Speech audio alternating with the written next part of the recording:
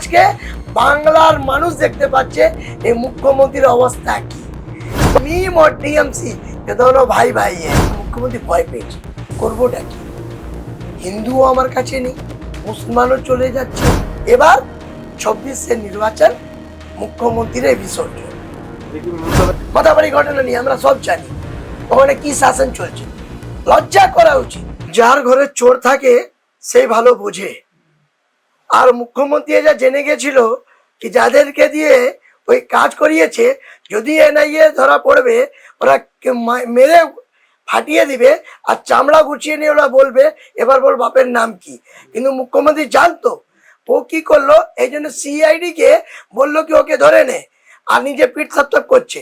ওনার লজ্জা হয়নি কি এই ঘটনা হলো কি করে, সেটাও তো পুলিশ জানতো। যদি উনি জানেন কি এই ঘটনার পিছনে সিআইডি ধরে নিয়েছে, কোথায় দিকে ধরে নিয়েছে, তা উনি এটাও জানতেন কি ঘটনা হবে। এটা কেন এনআইএ বলে দিয়েছে তদন্ত করে। পুরোপুরি ঘটনাটা সাজানো প্রি প্ল্যান ছিল। এটা কেন্দ্রীয় যে ইলেকশন কমিশন আছে তাকে ভয় দেখানো প্রকাশ্যে হুমকি ছিল কি দেখে নিন আমরা কি করতে পারি। কিন্তু আমি ধন্যবাদ জানাবো এনআইএ-কে যে 1 ইঞ্চি জমি ছাড়েনি।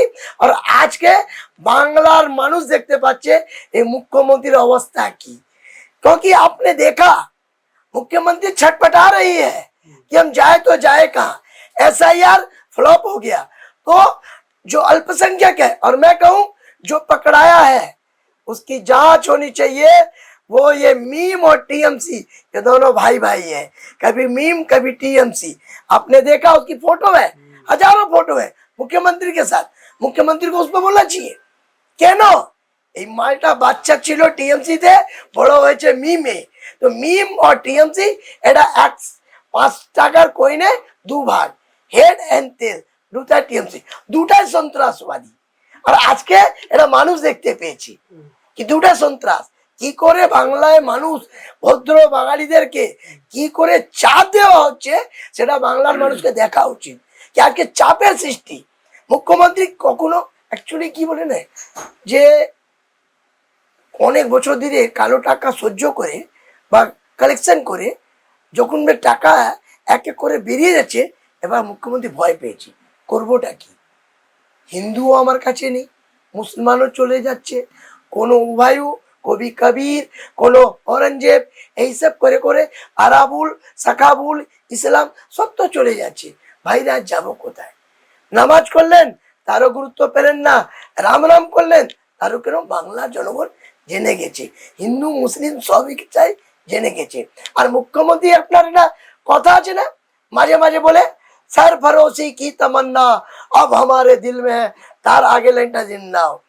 सरफरोशी की বাংলার জনগণ কি বলছে, सरफरोशी की तमन्ना अब हमारे दिल में है, देखना है बाजू कितना जोर तृणमूल में है। কেন কত সন্ত্রাস এরা করতে পারে বাংলার জনগণ জানতে চায় বাংলা কি কত জোর আছে। আপনি আর কত চাপাবেন। এবার 26 নির্বাচন, मुख्यमंत्री विसर्जन। लेकिन फोटो जो मीडिया पिछले 3 दिनों से दिखा रही है, क्या वो एआई है क्या?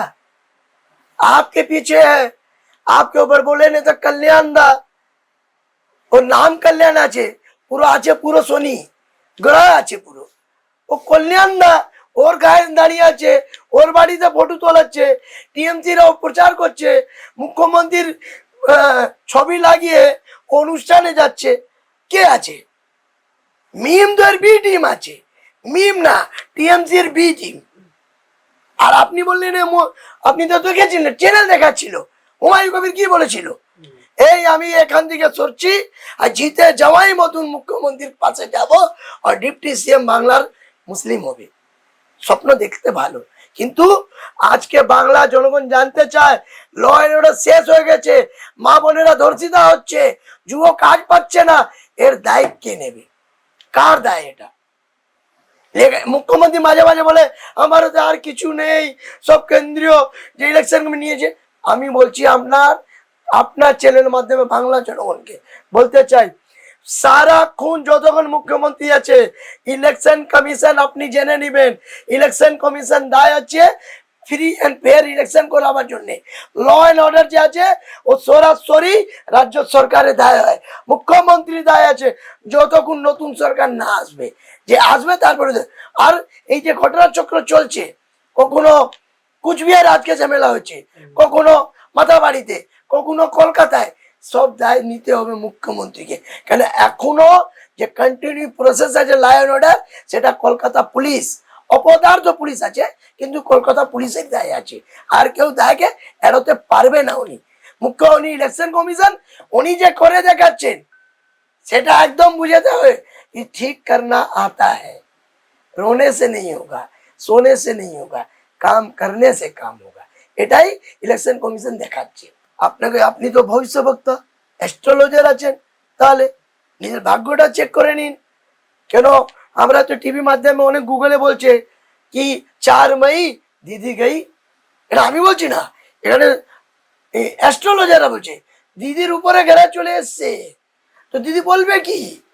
এই যে দিদি বলে বি টিম, আরে আপনি সুপ্রিম কোর্টে যান না, এটা বললে অভিযোগ করুন কি যে election commission B team BJP. আপনি সব সময় দৌড়ে যাচ্ছেন দিল্লি ইলেকশন কমিশন, ওর বিরুদ্ধে রাস্তা হচ্ছেন সুপ্রিম কোর্টে, যান এবার এটাও অভিযোগ জানান। এইবার তো এই কিছুদিন আগে ইলেকশন কমিশন বলেছে এই মাথাবাড়ি ঘটনা নিয়ে আমরা সব জানি, ওখানে কি শাসন চলছে। লজ্জা করা উচিত ওনাকে। একটা সুপ্রিম কোর্ট জেনে গেছে, নিজের ভার্ডিক্টে বলছে প্রকাশ্যে কি আপনারা ইনস্টিটিউশন যে ক্রিমিনাল যে তাদেরকে আপনি সাড়া দিচ্ছেন, আপনারা জেনে গেছে এটা আপনার পরিকল্পিত ঘটনা, আপনারা সাজিয়েছেন। কি করছিল পুলিশ ওখানে? ডান্স করছিল। আর যখন ভয় পেয়েছে ইলেকশন পদক্ষেপ নেবে, হ্যাঁ, তার ভয়তে সিআইডি বলে এই ধরে নাও।